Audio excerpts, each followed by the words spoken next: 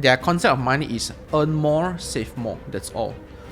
Which is very one-dimensional, and I think your exposure is so little. You just work and save. 9 to 6, work hard, and eat less. Literally eat less and save more. That's all. And wait for the increment and promotion and bonus. That's all. Financial education is super important for kids to start very young. Which is not taught in school, right? Which is not taught in school even until today, right? We learn it ourselves. Do they even teach in school? Even though I study finance, I feel like it's really different when it comes to real life where you have to handle and manage money on your own. That's why they want us to be educated. So that's why they want us to be educated, but they don't want to change themselves, which is, I think, very typical. They say in Chinese, double standard. Double standard. 江山易改，本性难移啦. Welcome to another episode of Not Financial Advice Podcast. I'm HY. I'm Ziet and HY. Today we are talking about our views on money growing up as a rich or poor kid. So how will we differ when we grow up poor versus growing up rich? Because who we are today and who we will be in the future has a lot to do with who we were in the past. Correct? Yes, exactly. Like the values that we learn, the lessons that we have, and what we think is true and wrong will eventually shape the decisions that we make. Even financial decisions. It's all about our past experiences, I would say. Correct. So HY, let me ask you first. Are you poor, middle income, rich? How would you look at yourself growing up? So we're talking about this topic, right?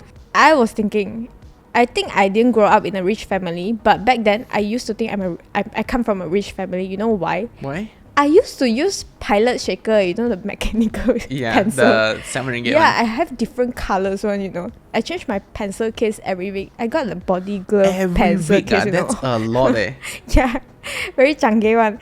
And then I feel like I always managed to get what I want, but I didn't get very expensive things also because I don't know all these expensive things also. The most that I did is maybe buy body glove shirt and pencil case. Body glove shirt, wow, back then this brand was very very atas already when you use it. Correct. And after that, maybe when I went to secondary school, I started wearing Birkenstock. Very expensive. Secondary school already wear Birkenstock. Yeah, I think it's my birthday present from my parents. But until I get into college and see more people, only I notice, this is actually very normal. There are a lot of people that are richer than me. So because of the place you are in. Yeah. I mean, Birkenstock is not normal. Yeah. So instead of saying that I come from a rich family, I would say my family is quite normal, but I am privileged. Yeah. If you were to put yourself, definitely not B40, maybe M40 closer to T20. Yeah. In middle there lah. Yeah. Okay. For me, I came definitely not B40, but both my parents work a modest 9 to 6 job. One is a teacher, primary school. One is, I think, if not mistaken, sorry mom, general clerk / admin.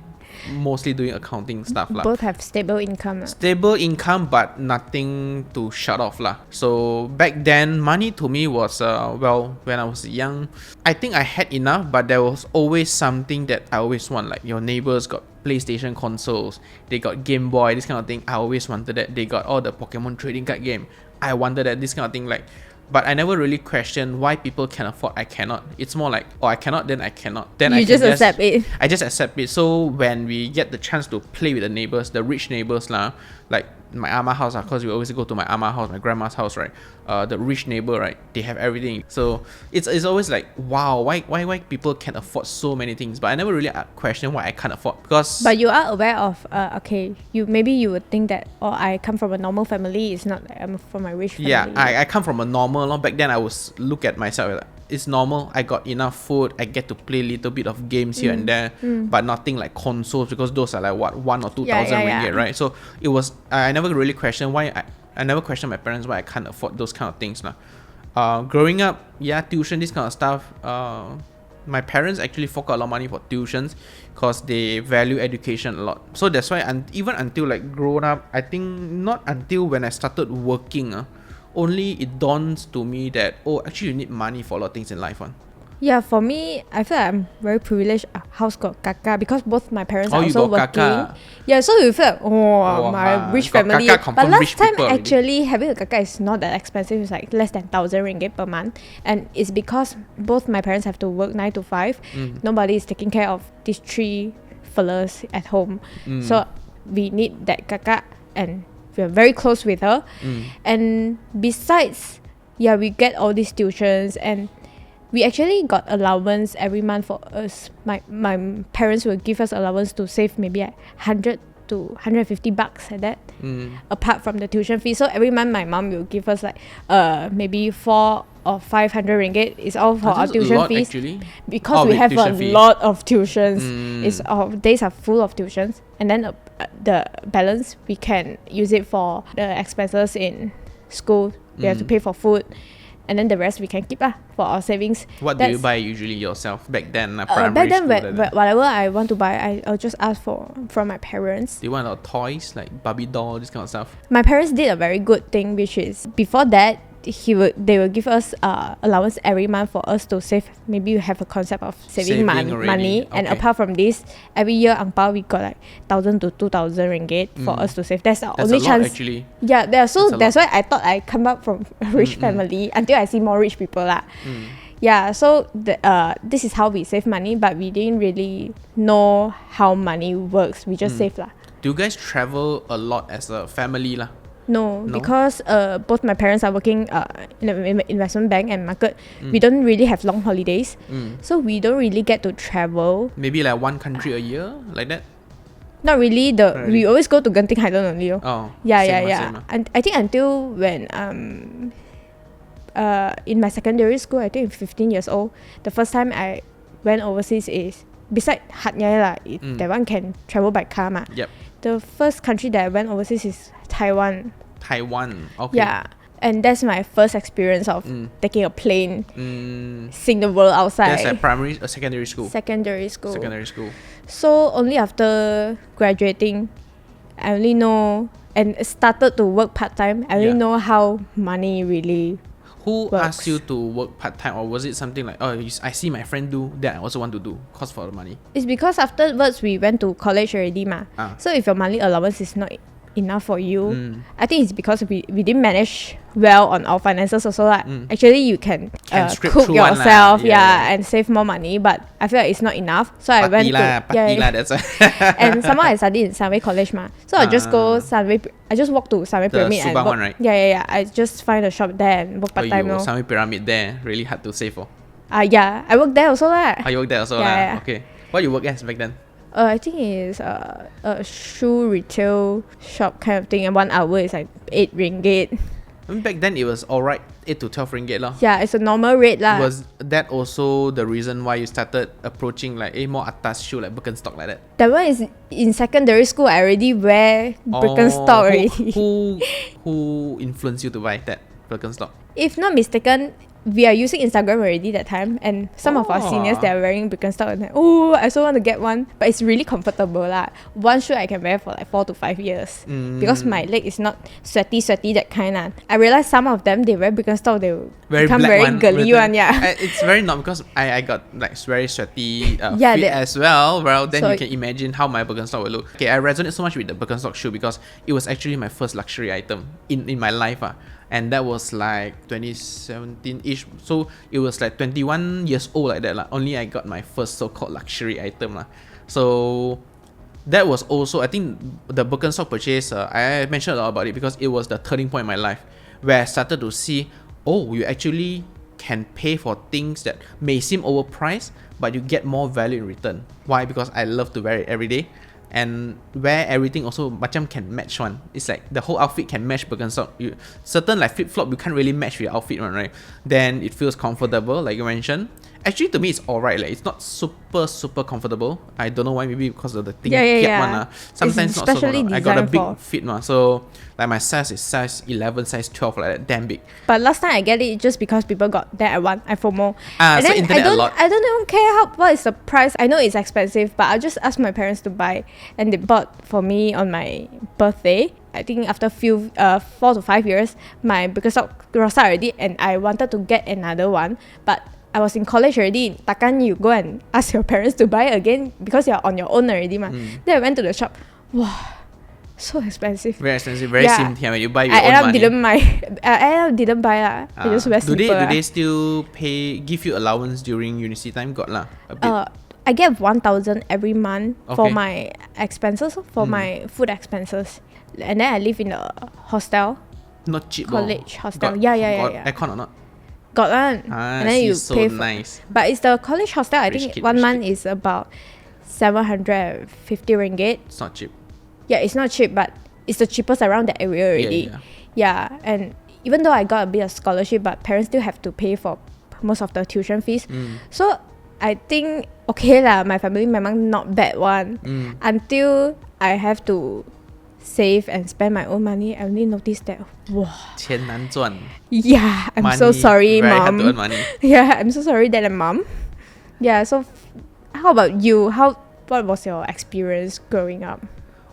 For me, other than the part where I yearn for what people have, I don't have, right? Rich neighbor and rich friends and whatever. Okay, one of the experiences during young primary school, we got this friend, very filthy rich one. That is like a stock investor like that, or maybe goreng stocks one. I don't know. Back then they say one 股票, which is play stock, right? It literally means like goreng stock lah. I think because I think invest alone, right, won't give you that kind of wealth. Their house is like a castle, right? That one, you literally have to run from one end to the other end. You take like 3 to 5 minutes one. It's damn big of a house. Even their guest room is the size of our living room. It's that big. In Klang? In Klang, they buy those private land one, then they build up the whole house themselves one, like a castle like that one. It's like damn rich. So that was like one of the first instances where I realized AY people got this kind of house one, and I can never fathom what kind of money is that, because back then when you're young, you are only dealing with what 5-10 ringgit. Where got that kind of money? Maximum 50 ringgit. Even 50 ringgit is like wow, next level money. Enough for me to play Cyber Cafe a whole week already one, that kind of money, right? But that one is like a next level of millions already. Never ever crossed my mind. So did I envy, jealous? Obviously, right? Who wouldn't want that kind of you can host a party of 30 people. But my house can barely fit 3 people, 4 people like that. People's house can easily fit 30, 40 people with 6 mates like that, right? Different story. Then growing up, one thing that my parents always instill in me is like, they always say save money. That's all. They never really go beyond that. But one thing they focus a lot is on study. They always say have to study hard. Yeah. If not, 不能出人头地. So did they encourage you to work when you're studying? So in fact, they discourage me from working. They say while you are studying, study properly, don't work. And maybe they also come from a position where they know work is hard. It takes a lot of your time, and they don't know whether a kid like myself can handle the pressure or time commitment, time management or not. So they say might as well don't work at all. Let us take care of the money. You focus on study. So that part I'm super privileged, and I think not many people can say that lah.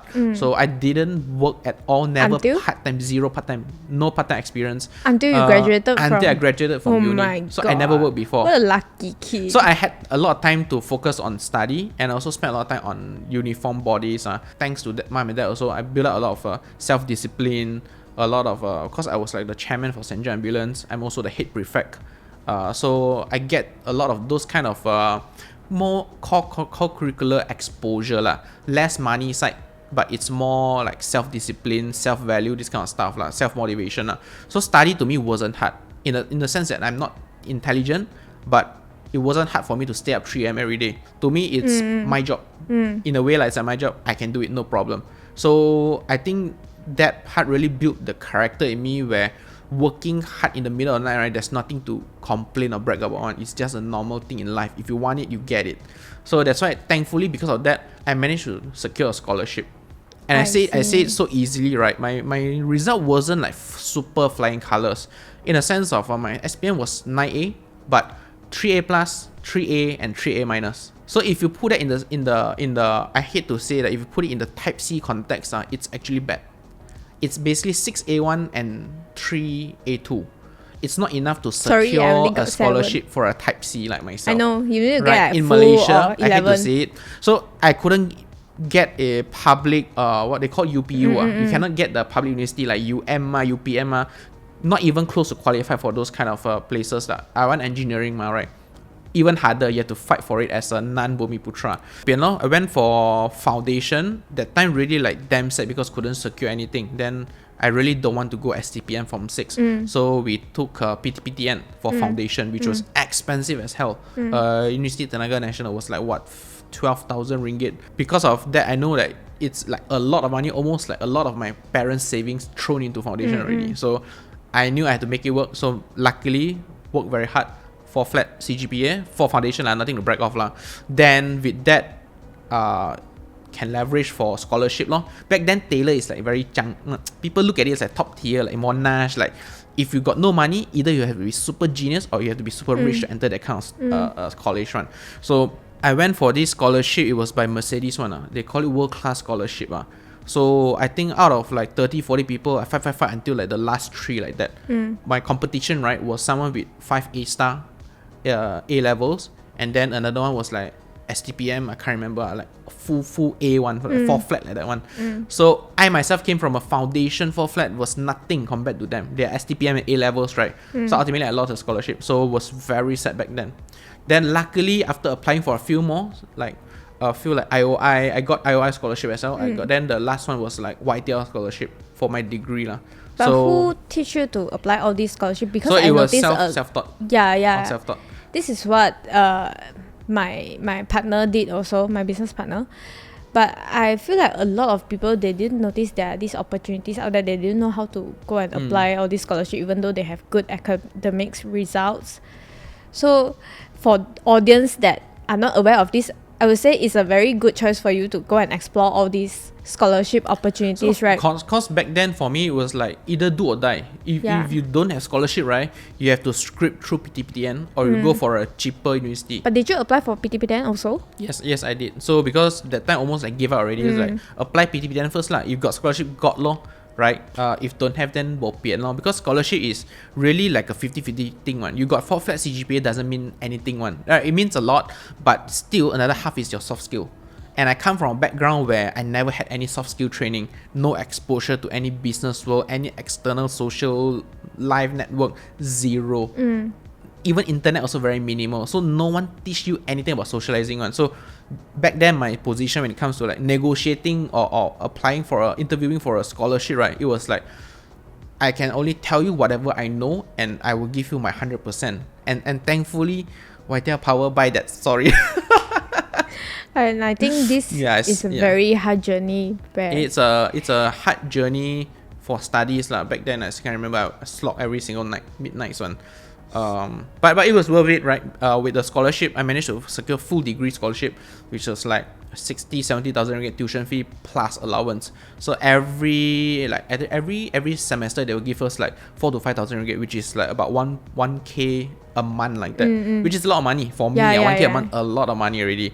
Do you still get allowance from parents? I still do, like maybe 100. So you get to save a bit 100-200, very minimal one very minimal one. It's like sometimes not enough, then take from them but eventually, like I would say 70 to 80% of the cost is more or less covered by the scholarship.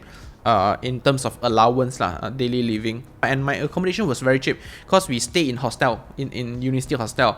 It was like 1 semester, not even 1 month, 1 semester 200 ringgit. Oh, it's 3-4 months for 200 ringgit. No aircon, no heater. You take from pipe water one. Wow, that what makes you more disciplined. And no lift one. So 4th floor, you walk up 4th floor one. You bring all your luggage 4th floors one. So but then again, I always seen my friends, some of the people like a bit richer one, they stay outside they rent a house outside got aircon, internet very fast, can play game, then at night can drive out for dinner, can party. So do you feel sad? Of course you feel like very left out because first of all you can't afford that. It's very expensive. 1 month you have to share also like 300-400 ringgit shared room like that. Cannot afford one. Like it's not within my means So you always wanted that, and started looking for houses to stay like 3rd or 4th year into my degree. But then ultimately, like too many things to consider, no car, this kind of stuff, and okay, screw it lah. Then just so it helped you to save more money. Help me to save more money and just stick at home But in the back dorm. then, did your parents talk to you about money? No, my parents never really talk about money other than like I mentioned, save only, like zero, because to them their concept of money is earn more, save more. That's all. Which is very one-dimensional, and I think even though it's one-dimensional, it's very normal for a lot of average people, especially in small town like Klang. Your exposure is so little. You just work and save. 9 to 6, work hard, and eat less. Literally eat less and save more. That's all. And wait for the increment and promotion and bonus. That's all. Which is very one deal. Like your one, like from does your parents teach you anything about money growing up? I think the good thing about my parents is they both work in investment banks, so they very money based already. Yeah, they're in the stock market already. Then since young, there's another way for you to get the money, which is from the stock market.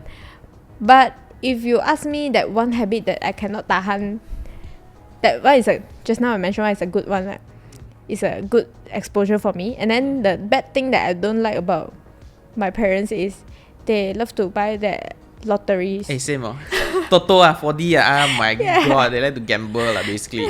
And they really spend a lot of money on that one. You want until today? Yeah, sure go and buy for fun but I still feel like it's such a...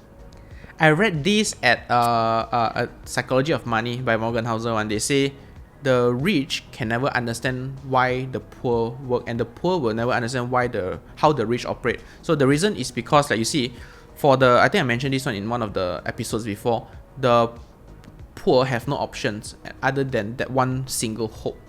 To them, there's no alternatives really. But spending a lot on lotteries is exactly, but to them it's like without buying that, there's zero no hope. way out. There's no hope. Okay, there's no way out at all. My philosophy is like that. If you spend 1 to 2 ringgit every week to buy one maybe jackpot ticket, okay, it's fine, because if there's one luck for you, if it's meant for you, you will kena one. But for those uncle auntie, I do see a lot of friends, parents, they also they buy lotteries like crazy, and some in them is not never miss one, right? The total number 1 week, 2, 3 times and in the black market one they spend over 100 or 1,000 in a month to buy lottery. Then is that the way out? Even if you kena once, I guess you already spent that much money in front, prior or afterwards, you will still spend it back. So this is the part I cannot understand. I think it's fair that we can see it, and I think we are very fortunate to be able to see it from this lens, because to them, they never had the opportunity of seeing from this lens, where if you spend so much money, might as well just put in the stock market or in a higher yield generating asset, right? Your return is so much more higher statistically and mathematically compared to hoping to win a 1 in a million chance or 1 in a 10,000 chance, right? For us, I think we are lucky because we can see that, but to them, they never know the other option is available at all. So that's why they want us to be very educated. Normal. And so that's why they want us to be educated, but they don't want to change themselves, which is, I think, very typical. They say in Chinese, double standard 江山易改本性难移 lah. So it's hard to change your whatever you already believe, already set in stone already. So that's why I think financial education, especially financial education, right, or any education plus financial education, is crucial to instill in a kid, right? It's not so much about the money or getting rich. It's, to me, more about how do you value things in life. That includes your time, your money, your relationship with family and your friends as well. I think those are values that really are very underrated, especially money or financial sense, because like it or not, money, yes, it's just a medium of tool, but it's an enabler for everything. It solves so much problem in life, right? You are working, slogging so hard for what? For money. For what? For a better life. So if you got money, it definitely will help, right? So like or not, money is a topic, and it's a earmark in every single family. It will be a root cause of a lot of personal issues as well.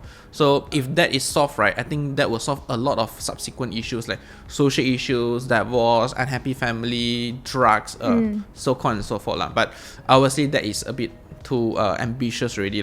Quick pause, this podcast took us a lot of time to prepare, so if you want to support us for free, feel free to check out Interactive Brokers in the link below. It is safe and licensed and regulated in over 11 different countries, offers one of the best packages, very low fee for all things you ever need.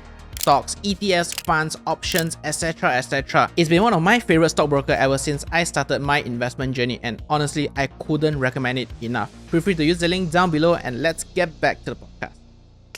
Financial education is super important for kids to start very young. Which is not taught in school, right? Which is not taught in school even until today, right? We learn it ourselves. Do they even teach in school? Even though I study finance, I feel like it's really different when it comes to real life where you have to handle and manage money on your own. And if not mistaken, we both are from a similar background. We study public school, SMK, SJK. SMK, SMJK lah. And then I went to college. You also went to consider private school also, semi-private, because it's University Tenaga, so it's like half government, half TMB private like that. Along this way, you know all these rich people. And what is the one difference that you notice between you and these rich fellas? To me, the main difference between the rich and the poor, right, is the ability to value things, the ability to value time, the ability to choose, to decide what is worth taking risks. All this is all under the ability to value things. That's all. If you look at it, right, everything boils down to that. If they can value assets, if they can value time, if they can value the right people to mix with, the right opportunity but they to go have this for. option. I feel like, to me, the difference between me and all these people is they have that time to make mistake. We are not allowed to fail too many times. It's like I don't know, if rich kid they tell you, hey, Papa, I want to go out and do business, I can fail and still go back to my family. But for us, it's like you do or you die. Because you see, the rich people, the rich parent, they value the lesson more than the money loss. Yeah, they can value that, but for let's say a poorer one, but they can't. If you come from a normal family, I want to value also. I don't have that 本钱 what do you call? I cannot afford to let you value the lesson, you know. So even not talking about the business side, when they started studying, they already got that privilege. They have more options. They can either go to private they can go to private school or public school. Rich kids privilege. And one thing I noticed from my rich friend, the best thing is they're surrounded by all these rich people. The network itself the starting point is already different. Very different. Yeah, it's very sad to say this, but the starting point of a normal kid and a rich kid is already different. One start from zero, one start at the middle of the race. Yeah, even if they are spoiled, but not many. I think many are still very educated and they make sure their kids go to the best schools and mix around with the best people. Sometimes I think it's not about the education, it's about the surrounding. Correct. Your peer actually play a lot of influence to how you look at things in life, because when you got no parents around you in your campus, right, who you look for? Your friends are. Yeah. So, I mean, then your peer environment is super important, because if they are like happy-go-lucky rich kid, right, then you also jialat. Yeah. But if they're all rich kid but well brought up, good manners, and got good skills and good characters, right, that will shape you as well. Yes, and exactly. That, to me, I think every single parent or every single person or aspiring parents want their kid to be in that kind of position. And I don't know whether is it fair to say this, but it's easier to find these kind of people in more privileged environment, like for example a private school, which, to be fair, normal B40/M40 cannot really afford one. Monthly also kena 5 figures, I think. No lah. But if you compare to public school, 3-4K a month like that. But public school we don't even have to pay, right? Public school minimum 150 a year, 200 a year like that. That's why I understand why my parents, even though they didn't send me to private school, but they try their best to send me to the best, maybe SMJK or what. Because you imagine if I am surrounded by a group of friends where their parents did not ask them to focus on study, and they will tell you, just graduate from secondary school and come out and work lah. And then my mindset also will become like that. I don't want to study anymore. I just want to come out and make money. So your parents can help you, can value the value of good environment and peers, right? Yeah. For mine was convenient, soon look, can go there, can already. So the SMK I went, SMK Street Istana Klang is the worst one of the last in the Klang district one. But you survived. But I survived and I was the head prefect, because there's a lot of gangsterism, a lot of bully, this kind of problem one. It was a school which a lot of people try to avoid. A lot of students from my SJKC Perempuan Klang, sounds weird, I come from a girls' school. Now it's a co-ed lah. Yeah, I come from a girls' school, SJKC Perempuan Klang, Zhonghua Nuxiao. How come? Pasen Zhonghua Nuxiao. So I actually come from a girls' school. Is there any guys? Yeah, there is guys, because it's a 90 years history with girls one. Then they change afterwards lah. So My father is a teacher there, so it's a one of the elite school, but not like rich elite, but you have a lot of smart students over there lah. So that's why my primary school environment was very good. Then nearby there's SMK Street Sana. It's one of the worst in Klang district one. So a lot of all these smart students, good students from my primary school go there. Immediately 1 month they switch off already. They all chow to all the STMKC. Cannot one. Not all the SMJK lah, all the like yours lah. So because you mix with a lot more, I would say, more affluent kind of students already, or better environment, better manners and characters one. But mine was like very bad, mix of everything one. Like from you can see, not really the best, but until the worst you can see. So the best one. that you can do is avoiding yourself to become one of the gangster. Correct. So sometimes like as a head prefect, Bopin, you have to confront with the gangster as well one. So.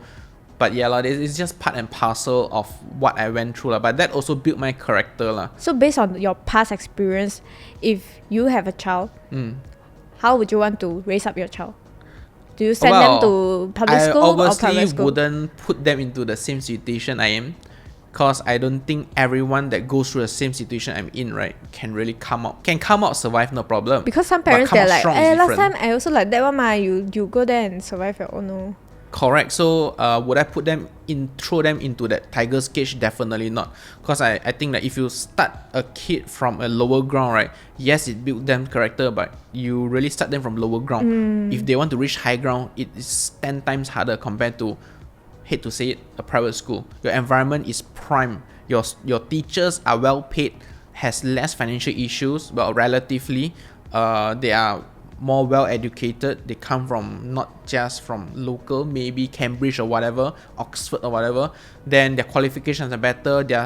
I hate to say it, their modules are better. Their syllabus are all better, right? And their co-curriculum activities, right, it's just next level. Could have things like financial management skills, different kind of tennis, whatever ball, all kind of balls they also play lah. I also realized that SMK we got basketball, badminton, maximum. Yeah, so I would assume that you want to send your kids to private school for sure. For sure. Primary. Or as early as they are ready. But for my one is like SMJK. It's not considered private, but it's not international school. Would you send your kids to international school straight away? For sure. So I mean, again, it's a position of privilege. But I also heard my friends say that a lot of kids, if they straight away go to international school since they're young, since they're small, right, the character will be so that one they'll be very spoiled because they all mix with all these rich fellas. Correct. So it is a parenting have to be done right long. So they will be exposed to all these expensive things since they're young. So if you ask me, I will still send my kids to SMJK and shape their character, let them be under control of these strict public teachers. School since young. Yeah. Until when only you go for international school? Secondary, maybe if I can afford, maybe I will consider. Secondary because I also noticed that kids from international school, they are more confident. I feel like Asian kids that study in SMJK or SMK, we are afraid to ask questions. We are not to say, that right, confident. A bit like you mix with the China gang, right? You don't really... Actually, that's true, right? Because let's say you start from SJKC, Chinese school, all Chinese friend, right? You go to SMJK, all Chinese. They define you by your academic results. Academic results good, maybe character good, but you can't speak English or BM. You come out also like... No, my BM and... I'm not saying you lah. My BM and English all A1, okay? But you probably wouldn't have as much Malay friends, non-Chinese friends as I have back then, right? Yeah. So our exposure of culture and diversity is next level one. We literally celebrate Deepavali together one. Do their things, like, do all their stuff one. Yeah, pros and cons. Pros and cons. So not wrong. I think SMJK not wrong. It's a prime environment, but it's so secluded. We are so like I just said just now, so China. Okay, the way I look at things, right, if they are expensive, right, then you really, again, you see the value. What's the return first? Correct or not? I feel like the environment that I grown up is also quite okay already. So, to be fair, SJKC is quite good. Yeah. In Malaysia, at and least the teachers are very strict. You cannot just spontaneous. Yeah, teachers are quite good. As well as SJKC, in fact, a lot of non-Malays send their kids to SJKC. We also have Malay friends, but because I noticed nowadays Malay also send their kids to JKC Yeah. and Chinese school. Still very minority lah. Yeah, Still yeah. very minority lah. But I want my kid to study Chinese still. oh, of course. I would say Chinese is still very important. Even until today, do business. A lot of trade in Malaysia is still with Chinese companies, right? So Chinese language in itself is super important. Apart from, second to English, maybe even above English, if I hate to say it, right? One of Malaysia's largest trade partner is China, so that's why there's a lot of Chinese people around. Even if you go to any other country, I think they will still do a lot of businesses with China people, Chinamen, China businesses. So Chinese as a language is still very important. So definitely, I wouldn't sacrifice Chinese language. The difference between you and I is I want to send my kid to public first and then private. Yours is private. Private all the way if I can afford it. Then I ask you one question. Fingers crossed. What thing that you realize normal kid have but rich kid don't have? Wow, this is very irony one, because I want to say the relatively poorer kid have more of a blank canvas and have more freedom to be creative in their life. I thought rich kid have more freedom. So you see, because the way I look at it, right, because my exposure is that I saw super rich kids, they have to follow their father's footsteps. They have to follow their parents' company, their parents' businesses. So in that sense, they already start at the higher ground. They already start in the middle of the race already. The pressure is different. The pressure is different. They're expected to perform to a certain level. Because you're starting good, food is good, environment is good, your friends are well done already. So your pressure of peer pressure. Your peer pressure is high already. So if you slack off a little bit, you'll be deemed as a loser like that, which sound easy to, for the audiences, but for people in that kind of shoe, I can sort of understand. I can see the pressure that they have. They are sort of forced with money. Yes, they can buy a lot of fancy stuff. Let's not mistake. That is amazing. You can enjoy so many things, right? But they also have pressure where they can't express in terms of what they want to do. With rich parents comes with rich expectations. They want their kids to perform as well. Not all. Some still spoil them. Not all. Some still have the leeway of you want to do whatever, you go lah. But that also means, right, the parents are very open-minded and they sort of can monitor, but at the same time they just want the kid to be happy. They want the kid to be happy. So that's a fine balance, right? You want them to be happy, but at the same time you don't want them to be over happy. Too happy means for go there normal party kids, and do nothing. we have nothing to lose, so we can go all out. We can have go more all freedom with it. out. Touch wood, there's no need to like jaga your parents, or there's no commitments where you have to feed them or you need to work part-time 6 hours a day just to make sure your parents meet the end, right? Save of that, right, I think the so-called relatively poorer kid have more freedom of expression because they start from lower, which is almost zero already. There's nothing to lose, literally nothing to lose lah. But also you have more walls to bang because the so-called quote-unquote richer kid, right, they have so much more exposure and knowledge already. Their parents know what kind of business models may or may not work, what kind of exposure or environment is better already, what kind of network is worth the time and not worth the time, what kind of school is better, what kind of curriculum, what kind of job is good for you, what kind of career path. The poor one, where got all this kind of exposure? So you gain the lessons yourself. You gain the lessons and you got a lot of more shortcut. But the poorer one, you wall bang everything yourself, which is good for character building. But it's slower, lor. People drive Mercedes at 21 years old, you drive at 40 years old, lor. Can work also, no problem. It's up to you, right? Everyone starts your life and runs at a different pace, right? But if you compare yourself each other at 30 years old, then you definitely feel like, why they do better? Definitely, lor, got that contrast, lah. How about you? I think some rich people, not all, they don't have empathy. Rich because people they didn't have come less from empathy. They didn't come from the grassroots level. Especially rich kid, not rich parents, because some rich parents they're rich on their own so they came from nothing also. Especially those that born very privileged, some of them really have no empathy one. Or maybe I'm too sensitive, I feel attacked. I once went to an event and that rich fella, he know that I'm on TikTok and YouTube.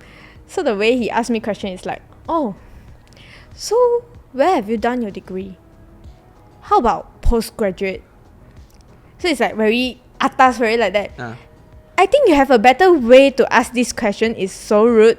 They feel like this is a very common thing. This is everyone must have one. Or you don't have like that. You don't have it. So or I'm too sensitive. I feel like that. Other situation also, I feel like rich kids, they have less empathy because they never experience. They never seen the lower end of the society, like, basically. Yes, so they kind of like live in their own world.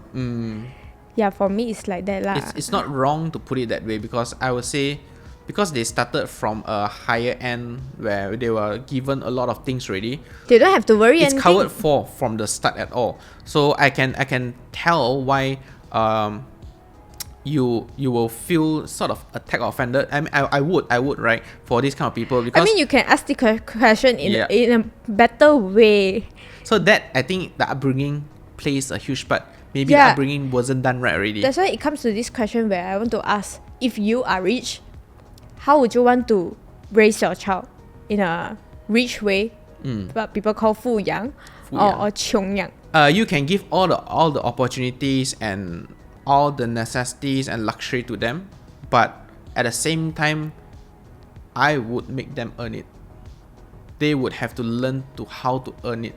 So, I mean, it's easier said than done. I don't have a kid right now, so let me hypothesize right now a little bit. Sorry, don't burn me. I think a lot of people will agree. It's about making them learn how to value things and how to earn it. How to earn it. When just spoil them. Correct. So one of my friend, right, the way they make their kid earn their so-called iPad screen time, right, 5-10 minutes interval, right, is make sure that they learn how to value things, they learn how to ask questions, they learn how to greet people, they learn at 2 years old start to greet people correctly, and then manners, know how to wait, patience, all these kind of small moral values, right. I think it's a very good way of really teaching them things. And then if they want screen time, fine. Well, not the best thing. Screen time sometimes is a bit too bad already. But if not money, then child don't care about money, they care about screen time or, joy or toys or this kind of thing. So I think making them learn how to earn it, right, and increase the stake over time, not just screen time for like 5 years old, 10 years old, right. Every single stage of the you need to pay for that. Something they have to learn how to earn it. And that may also include working part-time. If that also if that is a privilege or if that is an opportunity, right, ideally, if you have the privilege, obviously from rich family, go for a part-time where you can learn things as well, learn from professional, learn from richer people than me, right. I think that's so much more better than just handing them money and let them do whatever they want. You make me recall what my parents have done last time is they would buy a whole cupboard of presents and have different points where we need to earn the points to exchange the presents. Oh, that's very good. So the best gift is like the authentic Barbie set. Wow, it's like few hundred ringgit, right? So if we didn't quarrel for 2 days in between my siblings, we didn't quarrel, then we earn points. If we wash our plates, we earn points. We do our homework, we earn points. And then you can exchange the gift once you hit the points that you want. I think it's kind of a good way to earn things on your own. And I agree to what you say is you can work part-time. I can encourage my kid to work part-time, but go to somewhere that they can actually learn skills, better skills. Creative and have more critical thinking less of take this, give that, or put the brochure in, put the brochure out like that. So do less repetitive job lah. So does your parent encourage you to like work part-time, or is it something that you want, then you do it? Yeah.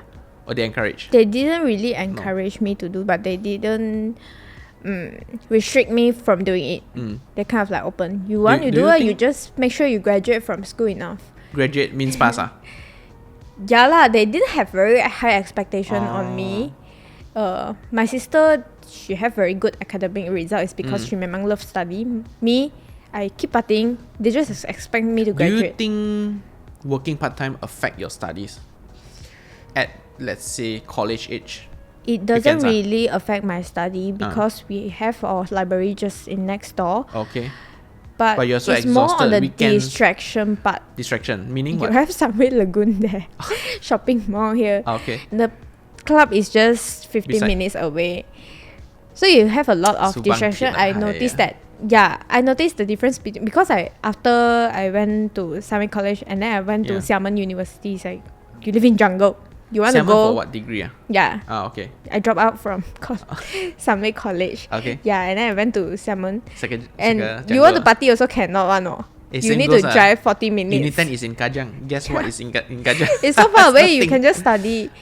So the surrounding is also very important, especially if you didn't choose your friends wisely. It's also very fun because now I'm still very close with my party friends. It's like it's good memories, to be fair, right? As much as we hate the the time we waste, right? Not really waste. It's really good memories one. But you also have to be very disciplined enough to graduate and find a proper job, and still having these friends. Yeah. Is that also because like you come from a so-called normal family? Not so formal, like more privileged, where as long as you pass, then your life is okay already. Where you don't have the the reason that I work is also because I want to spend more. It's not because I'm struggling to put food on my table. It's not like that. So I would say because I'm privileged. So there's less commitment to do well. Just pass is good enough. Yeah. That's why I regret a lot. for mine, it was like either I study super hard or I come out as a failure one. So because I see my parents work and sacrifice so hard, right? My father work out like 4:30 every day, 5 o'clock every day to wake us up and go to school. Then my mom come back from work like 1 hour drive also like 9:30 p.m. like that. So I see them work from day in day out, like night until day one, like so. That's why to me I wouldn't want to do that and also like give them a better life. So that's why I have to like study super hard. So my results were pretty great during unis as well, and also then the scholarship lah. Then that also like landed my first job. To be frank to people, I never done any interview in life before. I never seek for job before. Yeah. So well, some may say it's a bragging, right? To me is also a kind of a disadvantage, because then I don't have as an employer now, I don't have the kind of lens to sit in the interviewee. Other than scholarship interview lah, I don't know that kind of thing. So it's also a thing that I'm learning at the moment. It's a process I'm learning, hiring people and be the hirer rather than be the hired, right? So it's something that well, good, but then also I lack of something of there lah, because I never look for a job. I finished my studies, good grades, straight away land into scholarship, have to serve the bond for 5 years already. So in a way I was like handed opportunities lah, but in a way handed, but also I fought for it lah. When there's privilege, right, there is always a downside one. You already got things in hand, right? It's how you as a kid, not the parents, how you as a kid really value it and really feel that I got this, I really need to work on what I don't have. And as a kid, it's very hard to realize that you don't know what you're lacking of. Until you kena. Until you see people can do better. For me, luckily, I don't know whether I should say luck or what. I think we are both very lucky. I'm very lucky. I was thrown into a lot of situations. Like after secondary school, I went for national service, 3 months living independently. So that really built up my whole character. And today, if I were to given the choice to go back to NS, I would 100% say yes to it.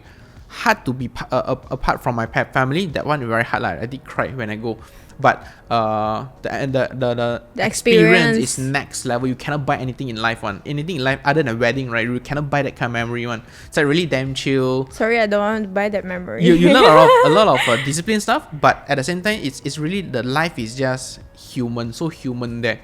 All you do is just look at Langloi, kawat, eat, wake up, kawat, and work out and whatever, then look at Langloi, Yeah, I mean, go for classes lah, and it is really fun. I mean, I went for Pera, and Pera is known for pretty girls. But yeah, okay, so I digress, sorry. Sorry, we Penang also got a lot of. But you see, all these kind of small things, it may seem very harsh. It does shape your character one. Yep. So if have the opportunity, I would say I would throw my kids into these kind of camps. But you want to throw your kids into international school? International school also got this kind of camps one. They got a lot of this kind of thing one. You'll be surprised. It may sound privileged, right? But they have all these kind of co-curricular stuff that really shape their character one. And the way they do things, they organize things, they got more opportunities lah. Yeah, true. I mean, they're more outgoing. They are more outgoing and they have more exposure. Their parents also got more network. Mm-hmm. They have more things to do and explore one. So would you say starting your own business, it changed your money mindset? Of course. How? Now you are not just chonging for your own life. You are also carrying 3-4 employees, 4-5 employees already, and it's your whole company and people's life at your hand already. So that's why it does change the way I look at money, which is great. I think it's great, right? In life, you evolve over time. I mean, all these MBTI test personality thing aside, right? I think it's just so like you learn more, you expose more, you talk to richer people also. then you get exposed more, you gain more knowledge, Exposure. right? Exposure, you also mature down. Then that's why they say like older people get wiser to a certain extent. Yes, not all, right? But it's just how you value your time and grow over time. That's how I grow. Does it change you? Like over time, how do you see yourself change from primary, secondary school, college, graduate, first job, and then now working your own business? I didn't have much concept back then, but until I started working with my parents, that time I feel like, I'll be working here forever. There's no career growth. I'll be just handling this business, and the only way out is in stock markets. That's why I mentioned before, I just gamble in the stock market, right? Yep. Until my partner brought me into this page. Even though the first year was really hard, we didn't really earn any money from there. But when we start monetizing it and start having our own business, we actually form a company and I start earning money.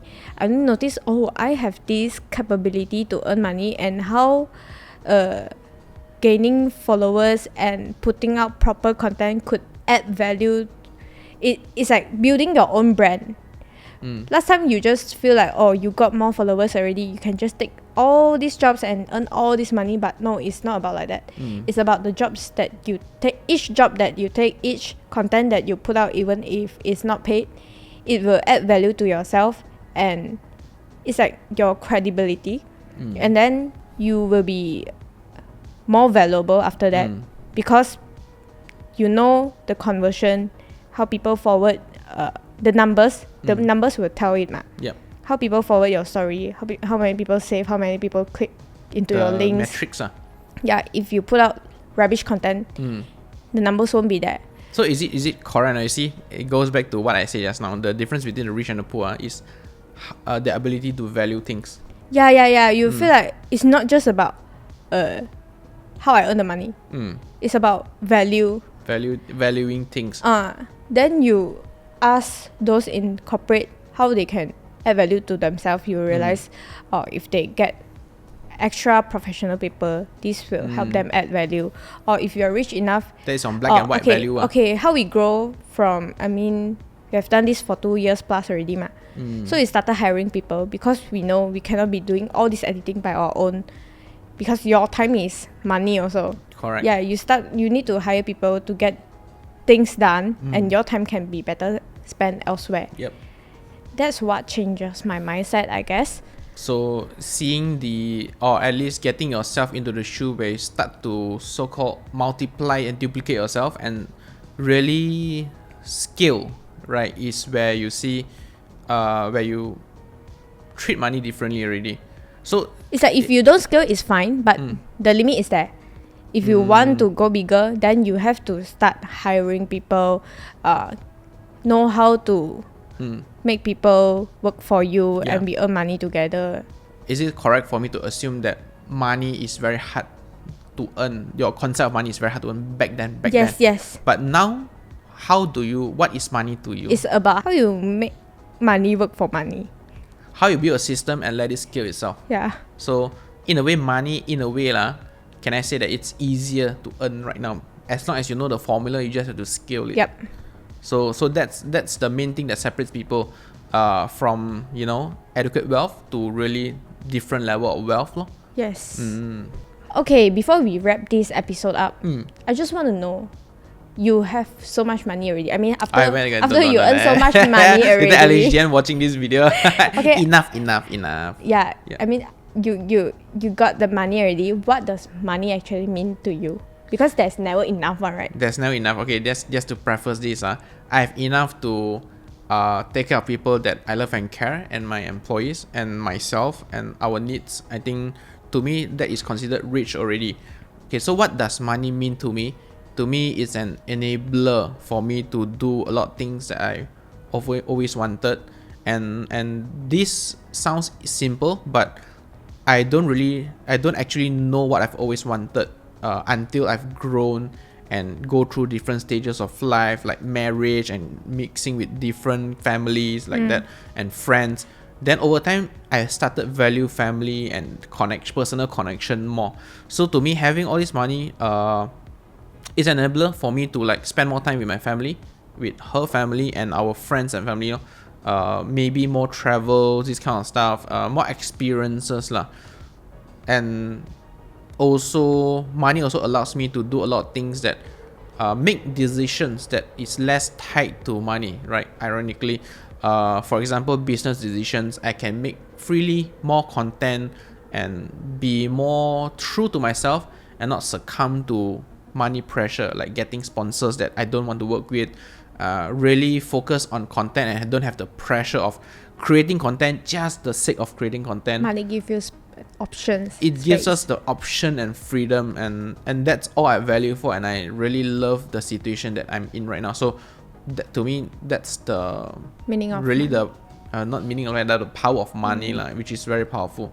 How about you, HY? For me, I do see people that they want to earn 5 figures or 6 figure a month, but you have to back to the question where what is your goal of your life? Yeah. Money is just a tool. Money can. My goal is very simple. It's family, my close friends, my pets, and maybe my lifestyle. And your parties. And all these need money. That Correct. is, you need to be very clear of your goal. If not, even if you are earning 6 figures a month, you feel like it's never enough. But actually, your goal is just to satisfy all these. So that's my definition of At least money. until this age, right? At least until this age, this is what you would think is what you want, right? I think we would develop it over time, which is totally fine. Our view of money, our view of life, our view of the world will change over time. I think that's very natural. But more importantly, I think for both of us, or at least for me, I can say for myself, as long as I mature over time, I think that's more than enough to ask for already. Yeah. So, what do you guys have in mind? Comment down below. Comment down below. Otherwise, you can find us on Spotify, YouTube, Apple Podcast. and that's all for this episode. Until next time, see ya. Bye.